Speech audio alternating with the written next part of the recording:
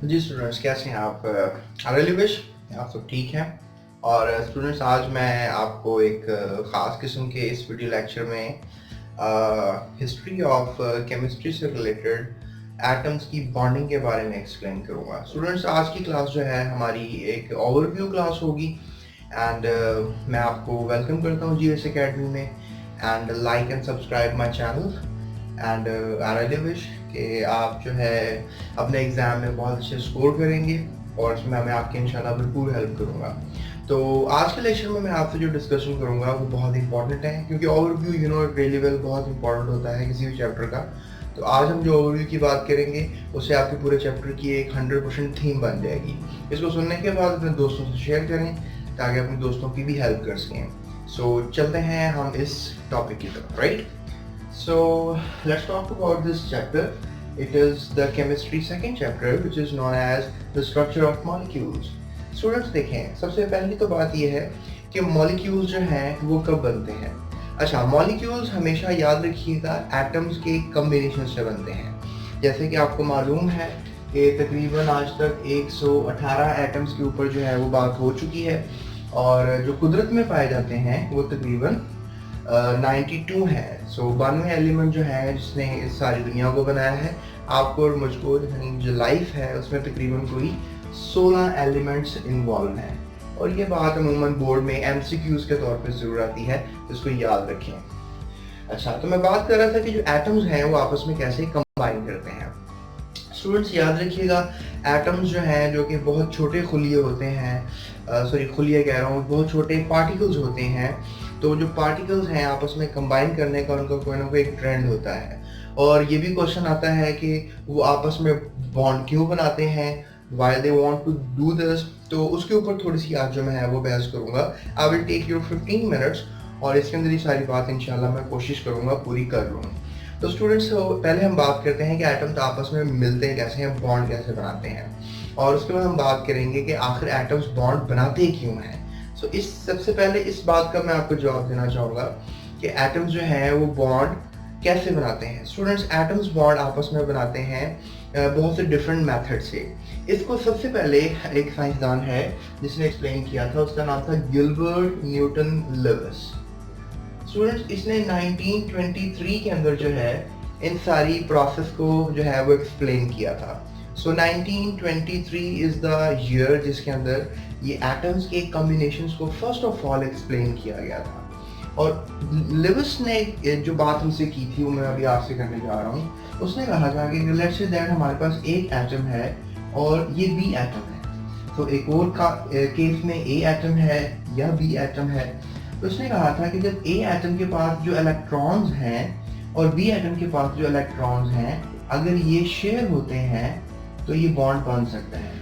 जैसे for example, इस atom के इलेक्ट्रॉन्स और इस एटम के इलेक्ट्रॉन्स आपस में शेयर हो जाएं, यानी एक दूसरे के साथ जो है वो किसी इस तरीके से अगर करीब हो जाएं कि इधर के इलेक्ट्रॉन्स इधर सपोज हो जाएं कि इसके पास हैं, और यहाँ के इलेक्ट्रॉन्स सपोज हो जाएं कि इसके पास हैं, यानी दो न्यूक्लियस के दरमियान अगर इलेक्ट्रॉन्स आ जाएं तो उसको शेयरिंग का नाम दिया लिविस ने, और कहा कि ये शेयरिंग है, इससे एटम्स एक दूसरे के करीब रह सकते हैं। यानी दो न्यूक्लियस के दरमियान कुछ पार्टिकल्स दोनों न्यूक्लियस को होल्ड करके रखेगी, और you can just say that कि जो इलेक्ट्रॉन्स हैं वो रिस्पॉन्सिबल हैं कि दोनों न्यूक्लियस एक दूसरे के आमने सामने रहें, करीब रहें। इसको उसने नाम दिया था कोवेलेंट बॉन्डिंग का। कोवेलेंट बॉन्डिंग जो है वो अमूमन शेयरिंग ऑफ इलेक्ट्रॉन्स की वजह से होती है। सो स्टूडेंट्स अमूमन पढ़ते रहते हैं, रट्टे लगाते रहते हैं कि कोवेलेंट बॉन्डिंग ये होती है, कोवेलेंट बॉन्डिंग वो होती है। तो इसकी विशेषता सिनेरियो इलेक्ट्रॉन्स का है। अगर दो न्यूक्लियस के दरमियान दो इलेक्ट्रॉन शेयर होंगे तो उसको हम कहेंगे ये सिंगल बॉन्डिंग है, और अगर दो न्यूक्लियस के दरमियान स्टूडेंट्स यू कैन से दो इलेक्ट्रॉन्स शेयर होंगे ईच एटम से, तो फिर इसको डबल कोवेलेंट बॉन्ड कहा जाएगा। जबकि अगर दो न्यूक्लियस के दरमियान तीन इलेक्ट्रॉन शेयर होंगे तो उसको ट्रिपल में ले आया जाएगा, ट्रिपल कोवेलेंट बॉन्ड कहा जाएगा। तो आप सोच रहे होंगे कि शायद अब जो है 4 इलेक्ट्रॉन्स भी हो सकते हैं दो न्यूक्लियस के दरमियान। तो ऐसा सिनेरियो अभी तक साइंसदानों ने प्रूव नहीं किया। तो टेट्रा कोवेलेंट बॉन्ड एग्जिस्ट नहीं करता। Single covalent bond, double covalent bond और ट्रिपल कोवेलेंट बॉन्ड जैसी एग्जाम्पलें हमारे सामने मौजूद हैं। So this triple covalent bond double covalent bond, single covalent bond, यानी कि it's just a sharing of electrons. लेकिन लिविस जो था हमें शेयरिंग ऑफ इलेक्ट्रॉन्स के अलावा भी एक बात समझाना चाह रहा था। He was trying us to know that कभी कभी इलेक्ट्रॉन्स जो हैं वो एक एटम से निकलकर दूसरे एटम में भी जा सकते हैं, जिसकी वजह से क्या होगा कि इस एटम में इलेक्ट्रॉन्स जो हैं वो ज़्यादा हो जाएंगे और इस एटम में इलेक्ट्रॉन्स जो हैं वो कम हो जाएंगे। तो अगर इलेक्ट्रॉन्स कम हो जाएंगे तो डेफिनेटली यहाँ पे जो चार्ज आएगा वो पॉजिटिव आ जाएगा, क्योंकि इलेक्ट्रॉन्स कम हो गए हैं। आपको स्टूडेंट्स ये ज़रूर पता होना चाहिए कि एटम में इलेक्ट्रॉन्स जो हैं और अंदर जो न्यूक्लियस के प्रोटॉन्स होते हैं वो दोनों बराबर होते हैं, पॉजिटिव नेगेटिव चार्ज इक्वल होता है। और कभी कभी जब इलेक्ट्रॉन बाहर चले जाते हैं, एटम को छोड़ देते हैं, तो फिर डेफिनेटली प्रोटॉन्स तादाद में बढ़ जाते हैं और इसका नतीजा यही होता है कि जो पॉजिटिव चार्ज है वो ज़्यादा हो जाता है, क्योंकि इलेक्ट्रॉन्स कम हो गए हैं।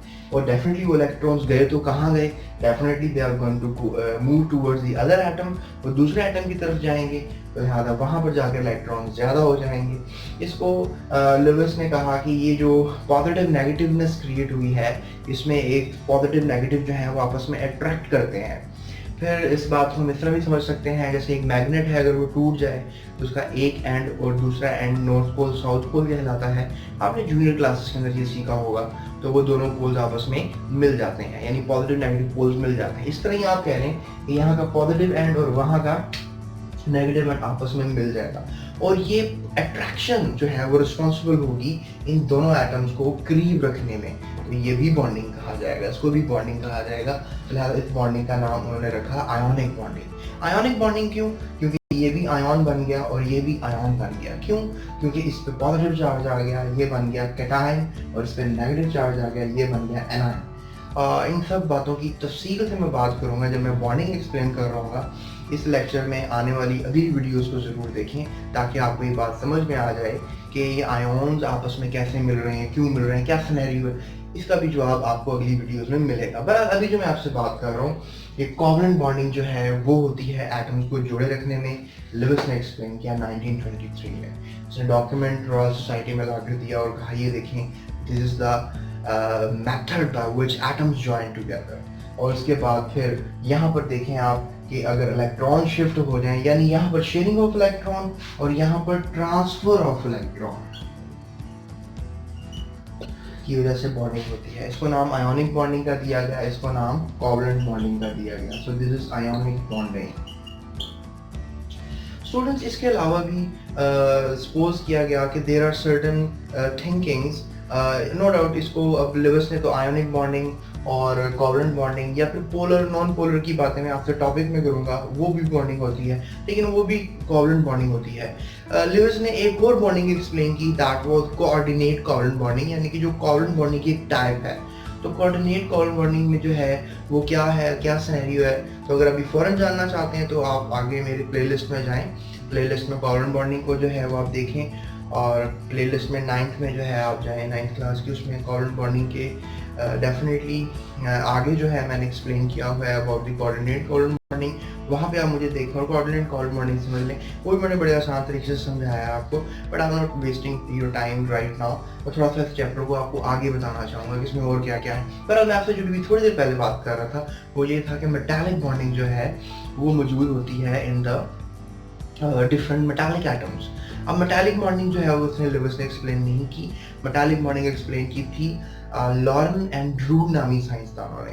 तो लॉरेन और ड्रूड नामी साइंसदानों ने मेटालिक बॉन्डिंग कैसे एक्सप्लेन की, उसमें क्या था और उसमें क्या नहीं था, that was an amazing question to do with. इसका छोटा सा मैं एग्जांपल आपको बता सकता हूँ, और ये बात काबिल गौर है कि जो पीरियोडिक टेबल है उसमें तकरीबन मैक्सिमम तो मेटल्स हैं, राइट।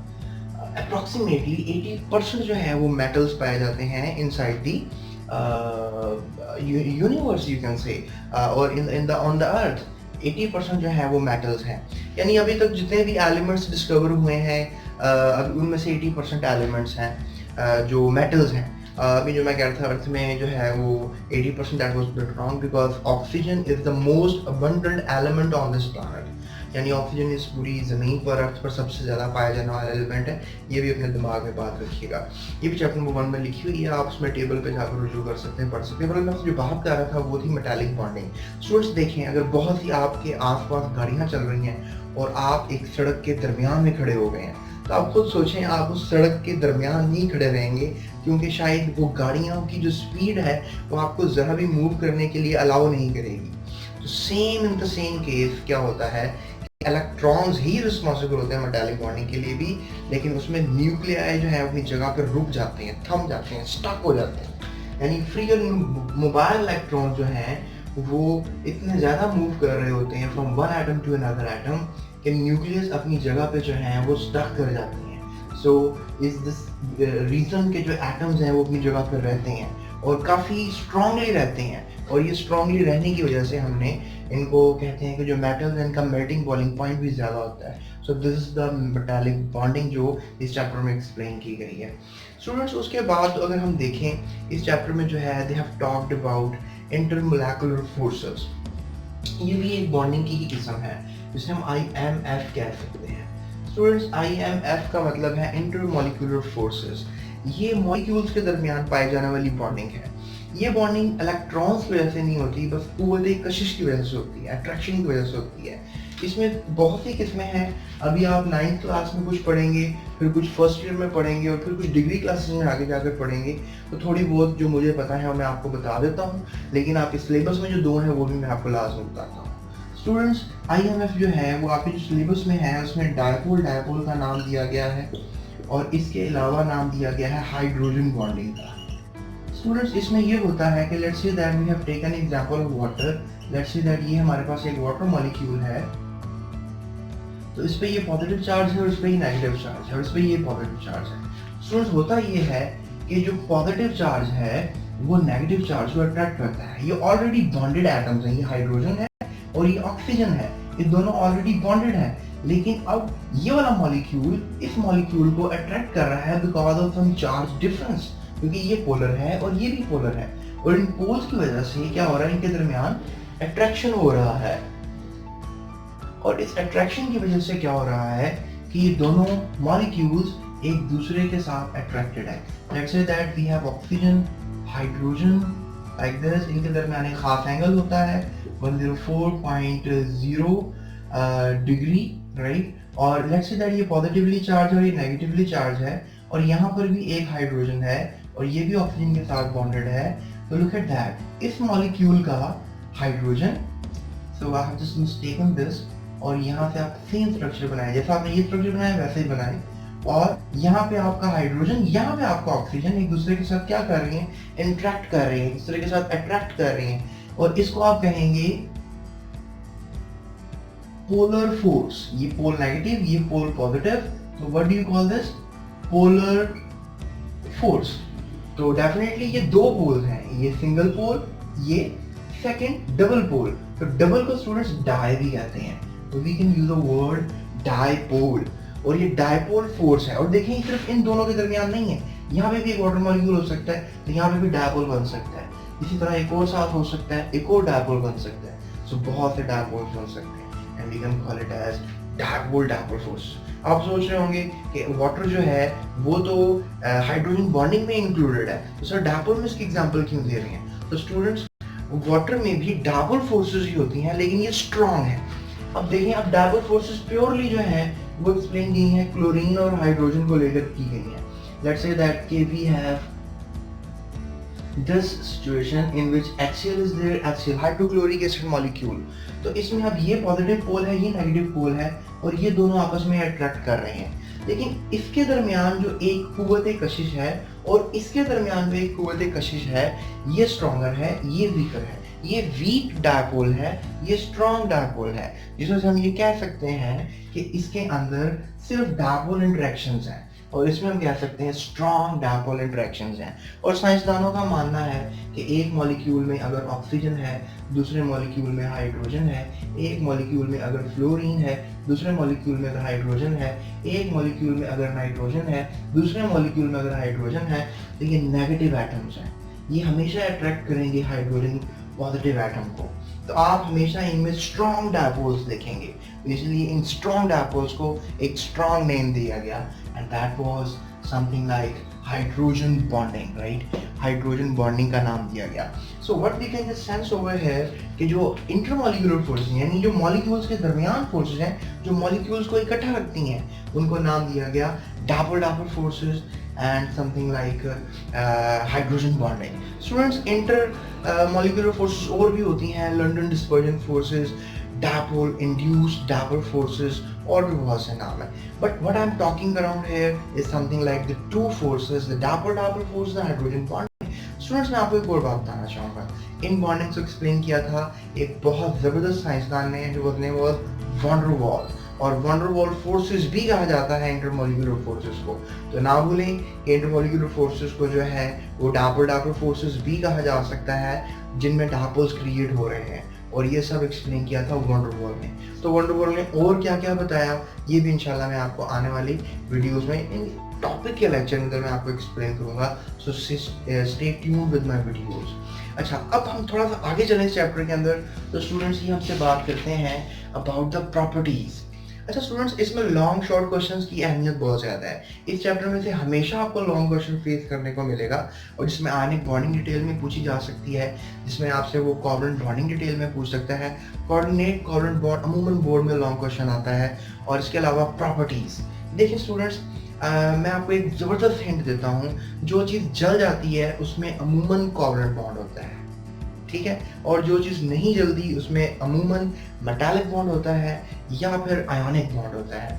जैसे for example let's say that कि मेरी शर्ट है ये जल जाएगी as a whole, you can say that if you want to burn me, पानी निकल जाएगा, एवापोरेट हो जाएगा, एज अ होल मैं भी बर्न कर जाऊंगा, यानी मेरे अंदर कोवलेंट बॉन्डिंग मौजूद है। स्टूडेंट्स, नमक के अंदर कोवलेंट बॉन्डिंग नहीं है क्योंकि नमक जलता नहीं है। आपने मुंह में देखा होगा छलियाँ वगैरह जो भुनी जाती हैं, जो पकाई जाती हैं, वो नमक में पकाई जाती हैं जस्ट बिकॉज कि शायद उनमें जो है आप कह लें कि वो जलता नहीं है नमक। अदरवाइज ऑयल वगैरह आपको पता है वो बर्न हो जाता है, इवन दो वो भी तलने के काम आता है, लेकिन एज अ होल को आग ज़्यादा दी जाए तो वो तो बर्न हो जाता है। लेकिन ऑयल भी कोवलेंट इन नेचर है। तो नमक, पत्थर, ज़मीन, पहाड़, what ever you can sense, कोई भी मिनरल्स, ये सब अमूमन आयोनिक बॉन्ड रखते हैं अपने अंदर।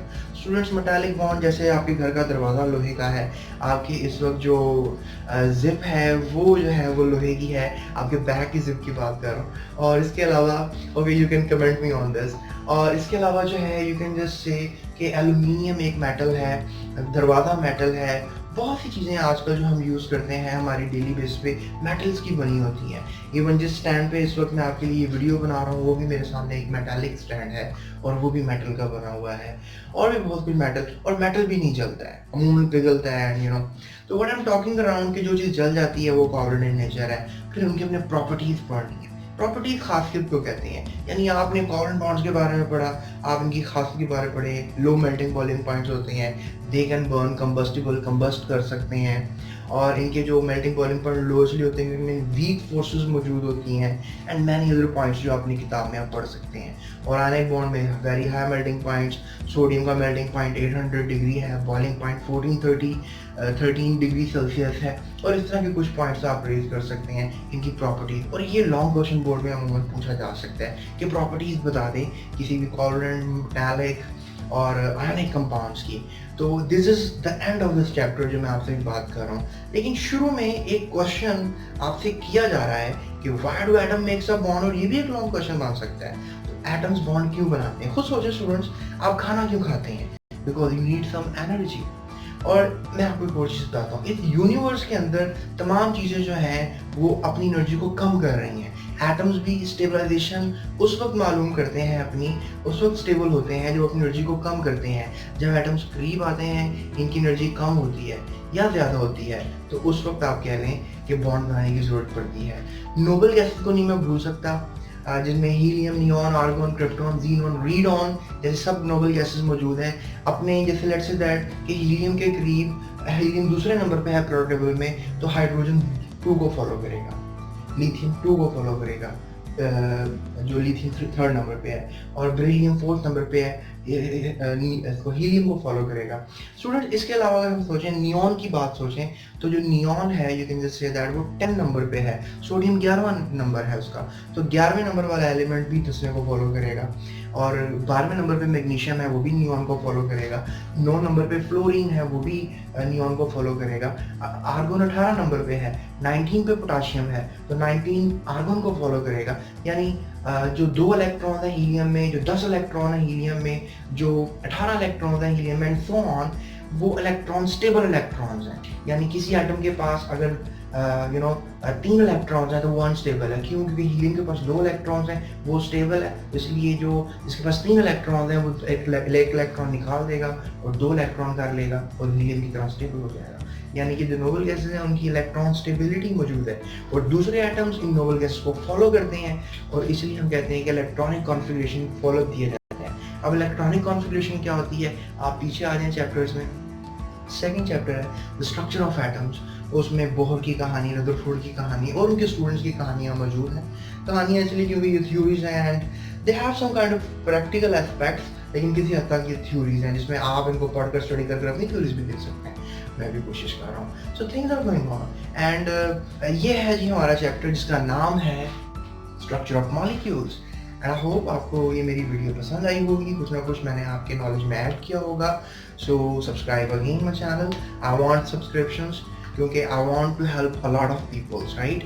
And thank you so much for this time, thank you so much for watching me and God may always bless you.